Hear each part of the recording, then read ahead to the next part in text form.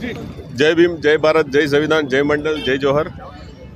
तिरंगा यात्रा सन्माનમાં આજે અમે ભીમ આર્મી તરફથી અહીંયા આવ્યા છીએ અને ભારતની એકતા અખંડતા આવી રીતે જ સહી સલામત રહે એવી આ યાત્રાનું આયોજન જન અર્પણ ગ્રુપ તરફથી કરવામાં આવ્યું છે, જેમાં અમે પણ સહભાગી થયા છે અને જન અર્પણ ગ્રુપને પણ ખૂબ ખૂબ અભિનંદન અને આભાર કે આવું એક તિરંગા યાત્રા એકતા અખંડતાની યોજના કર્યું છે। જય ભીમ।